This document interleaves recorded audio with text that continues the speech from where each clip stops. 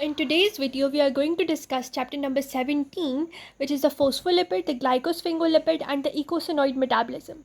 One thing that you need to know is that I will make sure that each and every aspect of this chapter is covered up. So I will make short videos, but the videos will be like 6 to 7 parts. But if you watch all of these videos, the concept will be clear to you. You can even watch them on 2x, etc.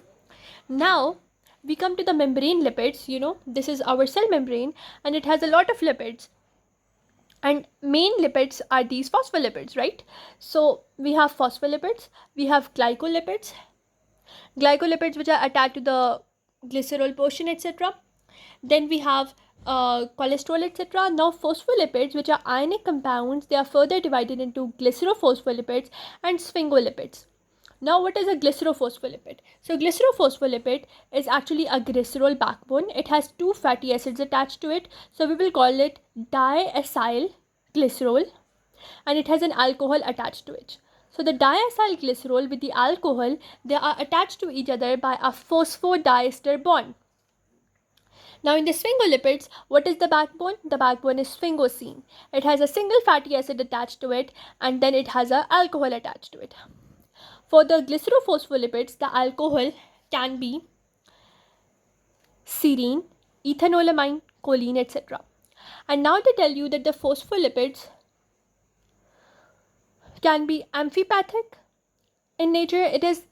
It means that they are having both the hydrophilic and hydrophobic ends. So now we have the hydrophilic ends. These are actually appearing on the surface. They can have association with either the intracellular matrix or the extracellular matrix. Similarly, they are going to have, so these are the hydrophilic means they love water, so they will be contact with the intracellular water or the extracellular water. Similarly, these fibers will have attachments with they have their tails which are actually hydrophobic. It means they are afraid of the water, so they will be on the interior. That is how the hydrophilic and hydrophobic portions of the phospholipid are organized onto the cell membrane. Now they tell you that the hydrophobic phospholipid molecule is associated with glycolipids. Hydrophobic means the ones on the inside. They are associated with glycolipids, proteins, and cholesterol, whereas the hydrophilic heads, they are associated with water on either side. That can be intracellular or that can be extracellular water. Now they tell you that these phospholipid bilayer is a reservoir for the intracellular messengers. So it has a lot of proteins which act as messengers, and it helps to anchor the cell membrane. The phospholipid helps to anchor the cell membrane, and it is a reservoir for intracellular messenger. Then they tell you that the non-membrane phospholipid, one phospholipids are part of membrane, other phospholipids which are not a part of the membrane, they can be a part of another lots of things, which are lung surfactant and which are bile, and both of them are involved in cholesterol solubilization. Now we can talk about the structure of a phospholipid. Now they tell you that there are two classes of the phospholipid. One that are having glycerol from the glucose as the backbone, and other that have sphingosine from serine and palmitate. So glucose, from the glucose we have glycerol backbone, and from the serine and palmitate we have sphingosine. And this whole thing I told you over here. So glycerol is coming from glucose and the sphingosine is coming from either the palmitate or from the serine. And phospholipids have further two types, the glycerophospholipids and sphingophospholipids. Now we talk about the glycerophospholipids. I told you the glycerol is coming from the glucose, and they can also be known as glycerophospholipids or phosphoglycerides, and they constitute a major class of the phospholipids. So glycerophospholipids coming from the glucose, they are going to be forming a major class.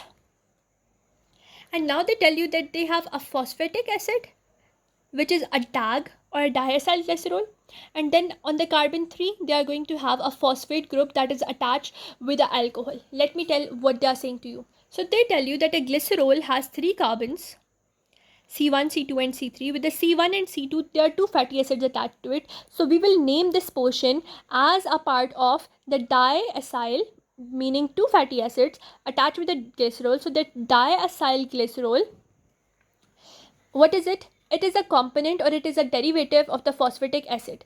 So this portion till here, it is the component of the phosphatic acid, but this on the carbon number 3 they are saying that a phosphate group is attached, and with the phosphate group we can have any type of alcohol attached. And what are the types of alcohol? Now the alcohol, if the phosphatic acid that was what was the phosphatic acid? Glycerol with a C1, C2, which has a fatty acid attached to it. So it's a diacylglycerol. So this diacylglycerol is a derivative of the fatty acid. If it has serine attached to it on the third carbon, it will become phosphatidylserine. If it has ethanolamine attached to the third portion, it will become phosphatidylethanolamine. If it has choline attached to this portion, it will become phosphatidylcholine.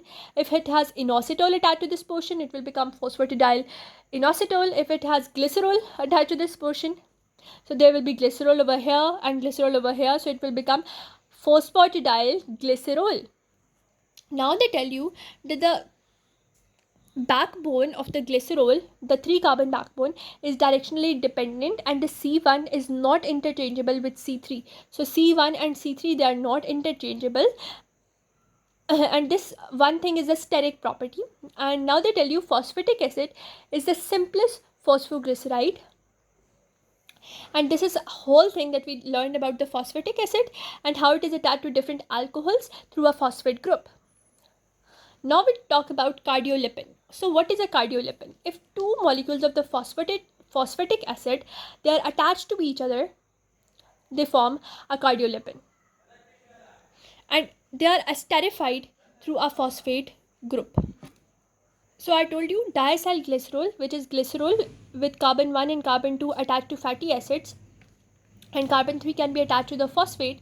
So when two diacylglycerol or two phosphatic acids are attached to each other by a phosphate group, such a structure is known as a cardiolipin. So this is the simplest structure of a cardiolipin. Even if you look at this diagram of the glycan, you can find very much similarity. That is, we have two glycerol molecules, 4 fatty acids. So we have two glycerol molecules, we have 1, 2, 3 and 4 fatty acids, and we have the phosphate group. So this is our cardiolipin.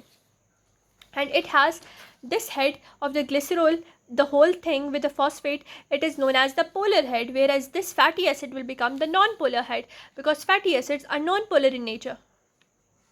Now they tell you that this cardiolipin is found in both the prokaryotes and eukaryotes, and in the eukaryotes it will be found in the inner mitochondrial membrane, where it maintains the structure and function of respiratory complexes, electron transport chain.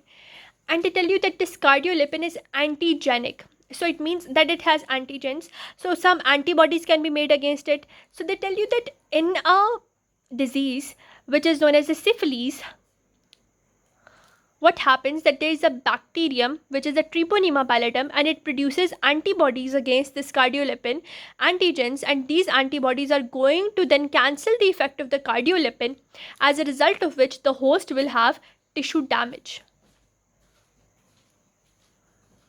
Now what are plasmalogens? I told you that the fatty acid has this glycerol backbone, and carbon 1 and carbon 2 has this diacylglycerol has a glycerol backbone and 2 fatty acid attached to it. So now they tell you that on the carbon number 1, if they remove the fatty acid and replace it with an unsaturated alkyl group, and the bond is now an ether bond rather than an ester bond, so such a compound will be known as a plasmalogen. On the carbon number 1, instead of the fatty acid, we have unsaturated alkyl group.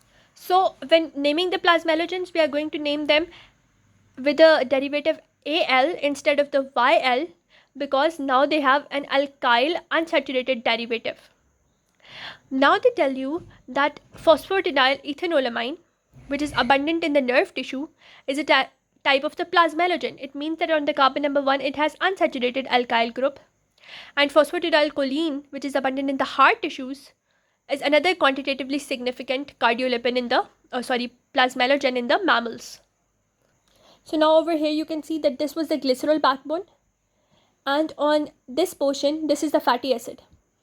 But now here we can see an unsaturated alkyl group present, and there is an ether linkage instead of an ester linkage. So in this situation we call it a plasmalogen, and plasmalogen has This plasmalogen, which is phosphatidyl ethanolamine, it is present in the nerve cell. The other plasmalogen, that was the phosphatidyl choline, it was present in the heart muscles. Now, after studying the different portions of glycerophospholipids, one was cardiolipin, which was its derivative, then there were plasmalogen, that was its derivative. Now we have another derivative, which is the platelet activation factor. This platelet activation factor, how it is different, it has a glycerol backbone. So it has a glycerol backbone, and the carbon number 1, instead of a fatty acid, it has a saturated alkyl group attached by an ether bond. Similarly, on carbon number 2, instead of a fatty acid, it has a acetyl residue. So saturated alkyl residue and an acetyl residue, both of which are present. Now this platelet activation factor is going to cause a thrombotic as well as inflammatory event. Now for thrombosis means that the platelets will be activated, they will be aggregated, neutrophils, alveolar macrophages, they will all be activated, superoxide will be formed, which is going to now remove the bacteria. For the acute inflammatory events, what happens is the inflammatory cells of all types are activated, there is hypersensitivity. As a result, there is acute inflammatory attack and there can be an anaphylactic reaction or shock. Now they tell you that the platelet activating factor is most potent bioactive molecule, causing effects at concentration even low as 10 is per minus 1. So it is the most potent one. It has high level of activity and it is a derivative of the glycerophospholipid. Now we come to the sphingophospholipid. So what is a sphingophospholipid? Sphingophospholipid has, instead of a glycerol, it has a sphingosine backbone, and this sphingosine is coming from serine and palmitate. What will happen, that this sphingosine has on the carbon number 1 attached with certain alcohol group. So alcohol group at the carbon number 1 of the sphingosine is esterified to phosphorylcholine, producing sphingomyelin. So sphingosine, it can have long chain fatty acids attached to it and form a sub reaction or form a compound, that is a ceramide. And when along with the ceramide, this sphingosine has carbon number 1, which is attached to certain alcohol through the phosphate group, this type of now this whole compound will be known as a sphingomyelin. So sphingosine has carbon number 1, 2 and 3.